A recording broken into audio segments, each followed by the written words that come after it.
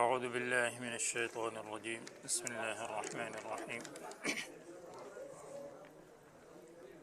قل ان تخفوا ما في صدوركم او تبدوه يعلمه الله ويعلم ما في السماوات وما في الأرض والله على كل شيء قدير يوم تجد كل نفس ما عملت من خير محضرا وما عملت من سوء تود لو أن بينها وبينه أمدا بعيدا ويحذركم الله نفسه والله رؤوف بالعباد قل إن كنتم تحبون الله فاتبعوني يحببكم ويغفر لكم ذنوبكم الله غفور رحيم قل أطيعوا الله والرسول فإن تولوا فإن الله لا يحب الكافرين إن الله اصطفى آدم ونوحا وآل إبراهيم وآل عمران على العالمين ذرية بعضها من بعض والله سميع عليم إذ قالت امرأة عمران ربي إني نذرت لك ما في بطني محررا فتقبل مني إنك أنت السميع العليم فلما وضعتها قالت ربي إني وضعتها أنثى والله أعلم بما وضعت وليس الذكر كالأنثى وإني سميتها مريم وإني أعيذها بك وذريتها من الشيطان الرجيم فتقبلها ربها بقبول حسن وأنبتها نباتا حسنا وكفلها زكريا كلما دخل عليها زكريا المحراب وجد عندها رزقا قال يا مريم أنى لك هذا قالت هو من عند الله إن الله يرزق من يشاء بغير حساب.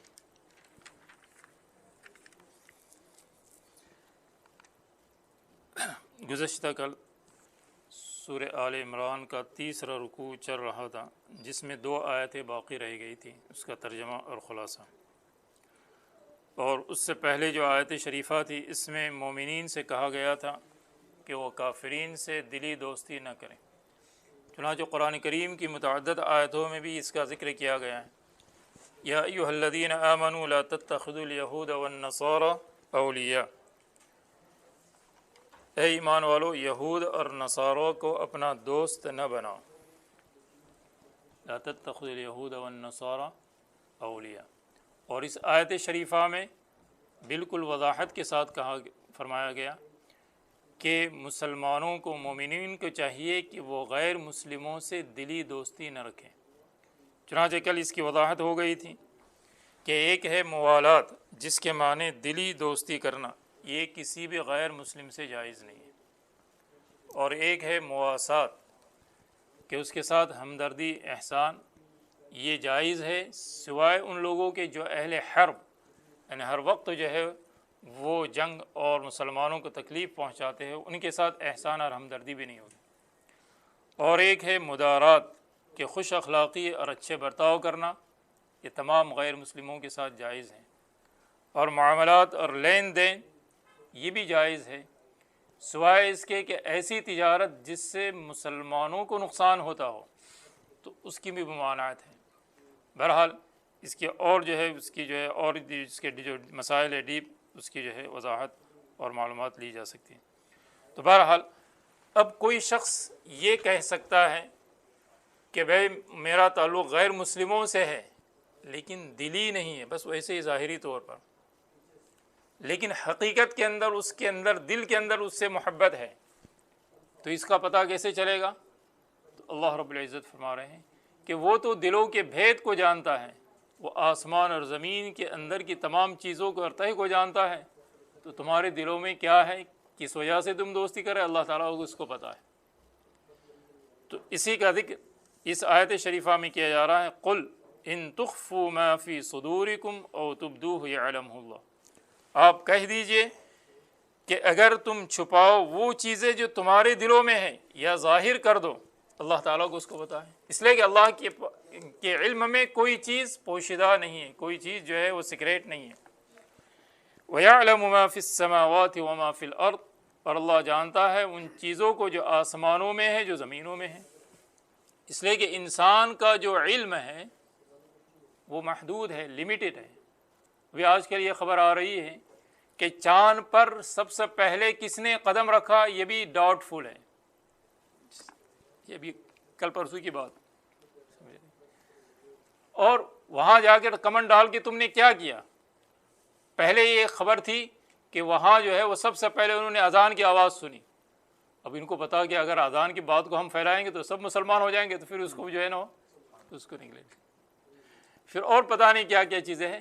تو یہ تو صرف یہ چاند جو آسمان جو پہلے آسمان ہے اس کے قریب کی بات ہے. تو آسمان کے اوپر جو 7 آسمان ہیں اس کے بارے میں کون شخص جان سکتا ہے؟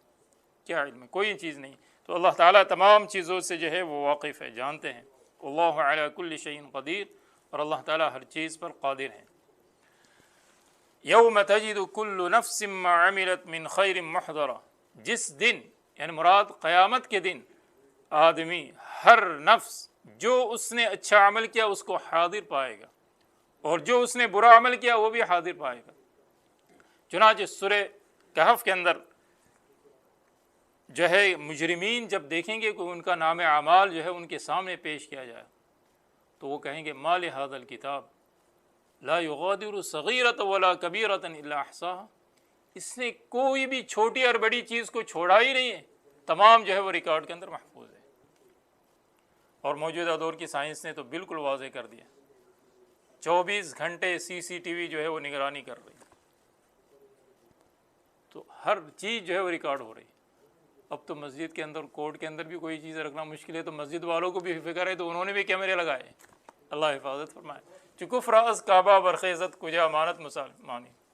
تو اب مسجدوں کے اندر جو نقل و حرکت ہو رہی وہ بھی اس کے اندر ریکارڈ کی جا رہی. تو انسان کی مشین جب اس کو ریکارڈ کر رہی ہے تو ان علیکم لحافظین کراما کاتبین، تمہارے اوپر نگراں فرشتے ہیں، ایک دائیں اور ایک بائیں. ابھی ڈیوٹی تبدیل ہو گئی، جو دن کے فرشتے تھے وہ چلے گئے، اب رات والے آ چکے ہیں. خوش نصیب ہے وہ لوگ کہ جن کے نام اعمال کے اندر فرشتے اچھائی لکھ رہے ہیں، جاتے ہوئے بھی اب نئے آئے تو وہ بھی جو ہے ریکارڈ کر رہے ہیں. اس لیے عصر کی نماز کی بڑی تاکید کی گئی ہے اور فجر کی نماز کی بڑی. یتعاقبون فیکم ملائکۃ باللیل وملائکۃ بالنہار، فرمایا عصر اور فجر کے اندر جو ہے وہ فرشتوں کی ڈیوٹی تبدیل ہوتی رہتی ہے.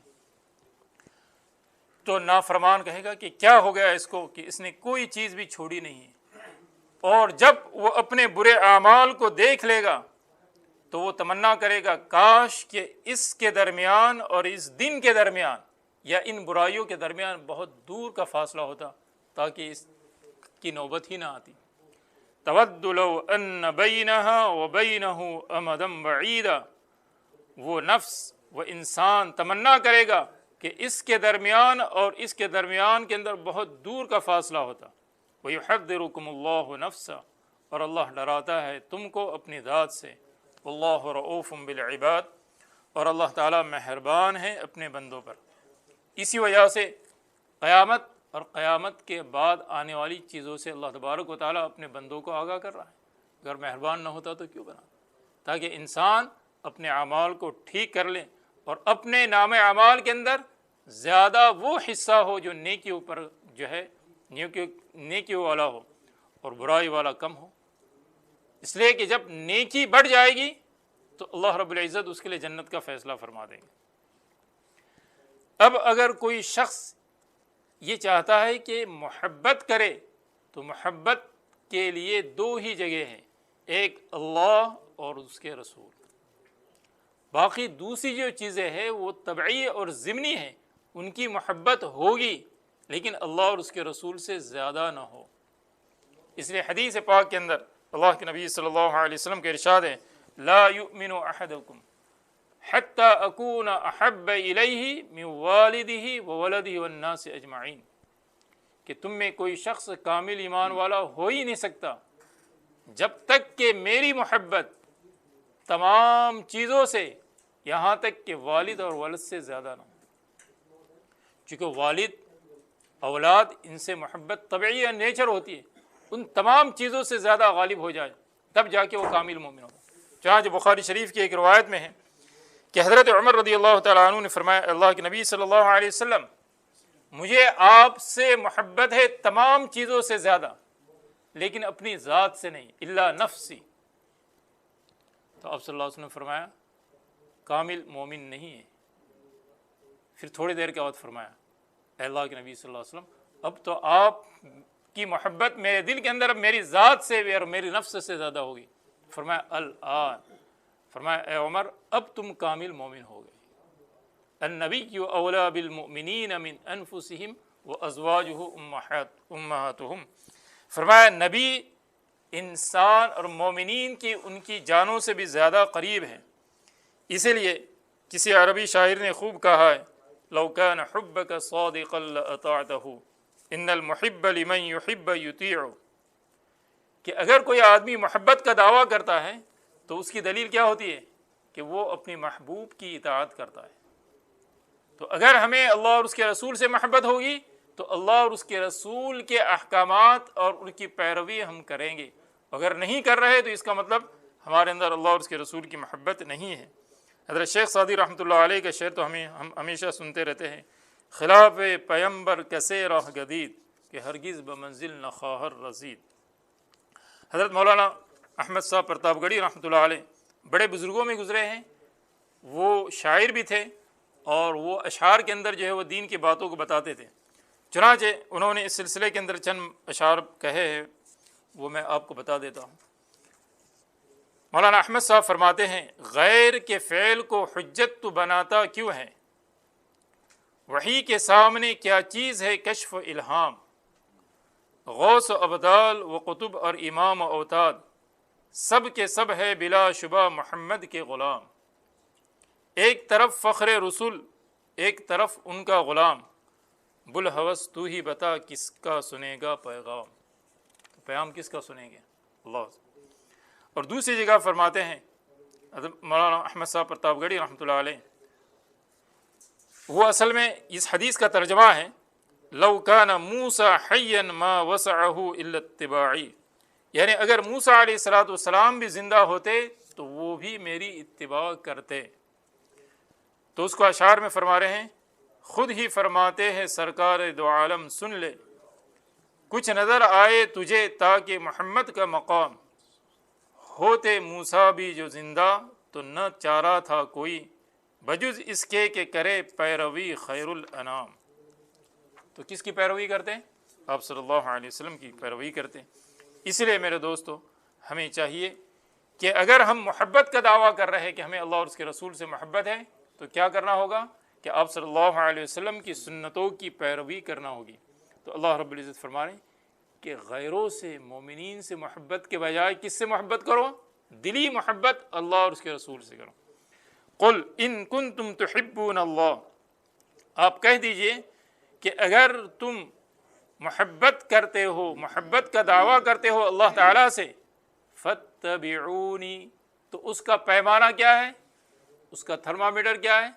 فاتبعونی، میرا فالو کرو، میری اتباع کرو، میرے طریقے پر چلو. یحببکم اللہ، تو اللہ تعالیٰ تم سے محبت کرے گا، تم سے پیار کرے گا. تو اللہ کی محبت اگر ہم حاصل کرنا چاہتے ہیں تو جناب نبی کریم صلی اللہ علیہ وسلم کی سنتوں کو اپنانا چاہیے. وَيَغْفِرْ لَكُمْ ذُنُوبَكُمْ، اور اللہ تمہارے گناہوں کو معاف کر دے گا. توبہ کی وجہ سے گناہ معاف ہو جائے گی، لیکن جو فرض ہے اس کی قضا ذمہ رہے گی. اگر لوگوں کے حق ہے تو اس کو ادا کرنا ہوگا. اس کو سمجھ لیجیے، توبہ سے گناہ تو معاف ہو جائے گا لیکن جو حق ہے اس کو پورا کرنا ہوگا. یہ اللہ کا فضل ہے کہ اگر چاہے تو سب کو معاف کر دیں، لیکن ضابطہ الگ ہے. تو ضابطہ یہ ہے کہ اللہ تعالیٰ کے جو حقوق ہے اسے ادا کرنا ہے اور بندوں کے جو حق ہے اسے پورا کرنا ہے. وَيَغْفِرْ لَكُمْ ذُنُوبَكُمْ وَاللَّهُ غَفُورٌ رَحِيمٌ، اور اللہ رب العزت معاف کرنے والے اور رحم کرنے والے ہیں. قل اطیعوا اللہ والرسول، آپ کہہ دیجئے کہ اطاعت کرو اللہ اور اس کے رسول کی. فَإِن تَوَلَّوْا فَإِنَّ اللَّهَ لَا يُحِبُّ الْكَافِرِينَ، اگر تم نے اعراض کیا تو اللہ تعالیٰ کافروں کو پسند نہیں کرتے. چنانچہ یہ اہل کتاب جیسے بار بار آپ سن رہے ہیں کہ اپنے آپ کو کہتے تھے کہ ہم نبی کی اولاد ہیں. فرمایا نبی کی اولاد اسی وقت ہوگی جب کہ وہ اللہ اور اس کے رسول کی اطاعت کرے، لیکن اگر وہ نبی کے طریقے سے ہٹ گئے تو پھر اللہ کے محبوب نہیں ہو سکتی.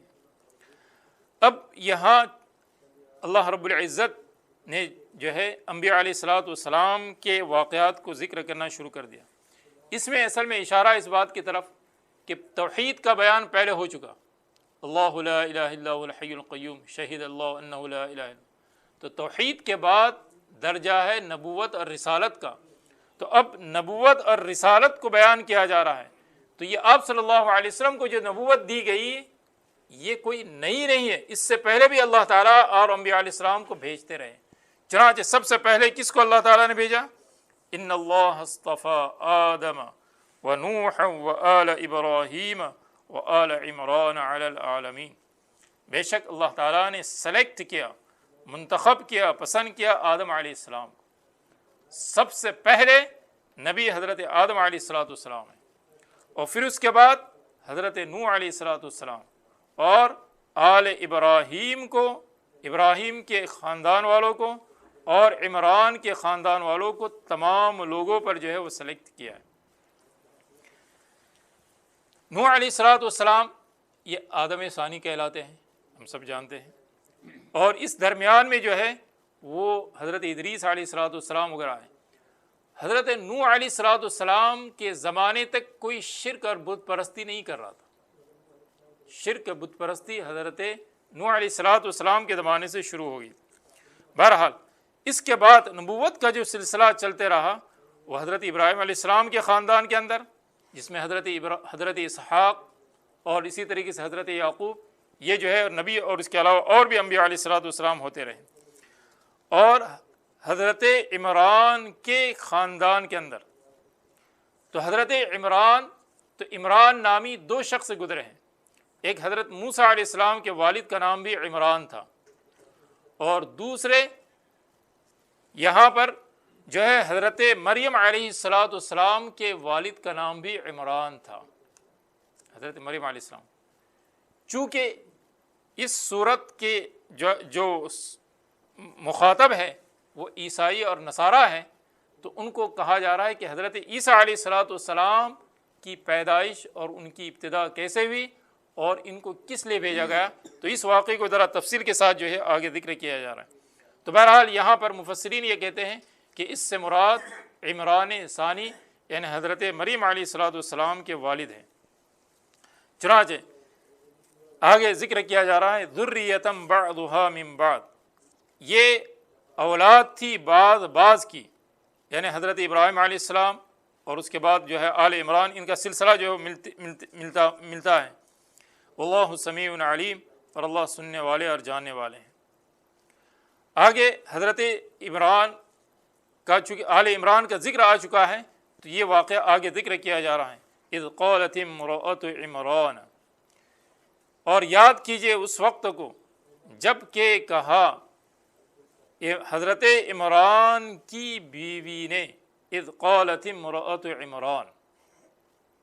اب یہاں پر اللہ تعالیٰ نے یہاں پر حضرت عمران کی اہلیہ کا نام ذکر نہیں کیا، صرف جو ہے حضرت مریم علیہ السلام کا ذکر قرآن کریم کے اندر 30 جگہ پر ہے، اور اس کی وجہ اسی لیے کہ یہ جو ان کا عقیدہ ہے غلط، اس کو رد کرنے کے لیے جو ہے اس کا ذکر کیا ہے۔ مفسرین نے اگرچہ ان کے نام کا ذکر کیا ہے کہ ان کا نام جو ہے وہ حنہ بنت فاقودہ تھا، جو بھی ہو، بہرحال یہ مفسرین نے اپنی جو ہے معلومات اور کے اعتبار سے اس کا ذکر کیا ہے۔ تو حضرت عمران کی جو اہلیہ تھی انہوں نے کیا کہا؟ رب انی نذرت لک ما فی بطنی محررا فتقبل منی، اے میرا رب میں نے یہ نظر مانی ہے تیرے لیے کہ جو میرے پیٹ کے اندر یعنی حمل ٹھہرا تھا وہ حمل محررا یہ آزاد ہے، یعنی یہ صرف تیری جو ہے گھر کی جو ہے وہ خدمت کے اندر میں اس کو لگاؤں گا، میں اس کو لگاؤں گی، فتقبل منی، بس تو اسے قبول کر لیں۔ چونکہ اس زمانے کے اندر ان لوگوں کی ایک عادت تھی کہ خانے جو ہے اللہ تعالیٰ کے گھر کی خدمت کے لیے ایک جو ہے اولاد کو جو بالکل جو ہے اسی کے لیے جو وقف کر دیتی تھی۔ تو اسی وجہ سے یہاں پر جو ہے انہوں نے بھی یہ نظر اور منت مان لی تھی کہ یہ جو بچہ پیدا ہوگا یہ جو ہے وہ خدمت کے لیے جو ہے وہ میں نے وقف کر دیا۔ انک انت السمیع العلیم، بے شک تو سننے والا اور جاننے والا ہے۔ اب ان کو تو یہ پتہ نہیں تھا کہ پیٹ میں کیا ہے، بچہ ہے یا بچی ہے، لیکن جس وقت ولادت ہوئی تو پتہ چلا وہ تو بچی ہے۔ فلما وضعتها قالت رب انی وضعتها انثى، بس جب اس کو جنا تو انہوں نے کہا اے رب یہ تو بچی ہے، یعنی یہ لڑکی ہے، اور تیرے گھر کی خدمت کے لیے تو بچہ ہوتا تو زیادہ بہتر ہوتا، تاکہ جو ہے اس لیے کہ مرد جو خدمت کرتا ہے وہ عورت کے مقابلے میں زیادہ ہوتا ہے۔ تو انی وضعتها انثى، تو اللہ تعالیٰ کو تو پتہ پہلے ہی سے تھا، واللہ اعلم بما وضعت، یہ درمیان کے اندر ایک جملہ معترضہ ہے، اور اللہ جانتے تھے جو اس نے جنا۔ وَلَيْسَ الذَّكَرُ كَالْأُنثَى، اور وہ لڑکا نہیں ہے اس لڑکی کے معنی، یعنی اگرچہ یہ جو لڑکے کی، اگر یہ لڑکا ہوتا تو ظاہر میں یہ سمجھ رہے تھے کہ یہ خدمت کرتا، لیکن اللہ رب العزت یہاں پر اس لڑکی کی جو ہے فرض مرتبے کو جو ہے وہ بتانا چاہتے ہیں کہ اگرچہ یہ لڑکا نہیں ہے لیکن اللہ تعالیٰ نے اس کے اندر بہت ساری صفات اور خوبیوں کو جمع کر رکھا۔ چنانچہ یہ پیدا ہوتے ہی اللہ تعالیٰ کی جو ہے گھر کی خدمت کے لیے جو اسے وقف کر دیا تھا، لیکن سوال یہ پیدا ہوتا تھا کہ اب ان کے والد کا انتقال ہو چکا تھا، تو اب کفالت کون کرے، اس کی ذمہ داری کون لے؟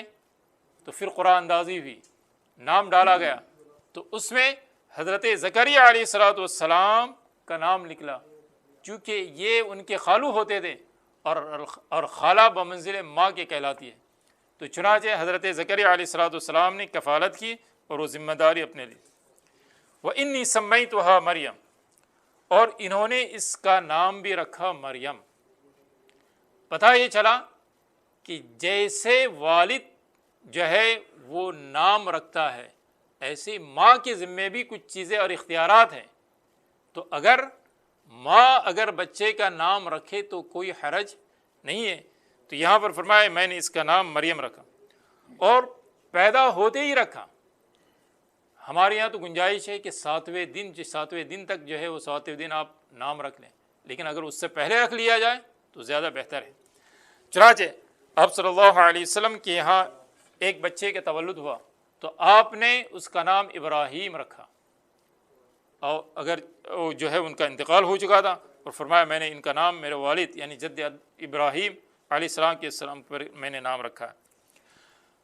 وَإِنِّي سَمَّيْتُهَا مریم وَإِنِّي أُعِيذُهَا بِكَ وَذُرِّيَّتَهَا مِنَ الشَّيْطَانِ الرَّجِيمِ، اور میں اس کو پناہ میں دیتی ہوں اور اس کی ذریت کو شیطان مردود سے۔ چنانچہ اس دعا کا نتیجہ یہ ہے کہ اللہ تعالیٰ نے حضرت مریم اور حضرت عیسیٰ علیہ السلام کی شیطان سے حفاظت کی۔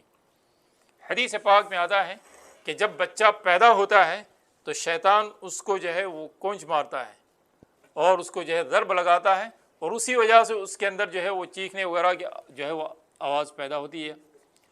فرمایا کہ حضرت مریم اور حضرت عیسیٰ علیہ السلام اس سے محفوظ تھے۔ ویسے انبیاء علیہ السلام محفوظ ہوتے ہیں، لیکن اس دعا کی وجہ سے جو ہے اللہ تعالیٰ نے ان کی حفاظت فرمائی۔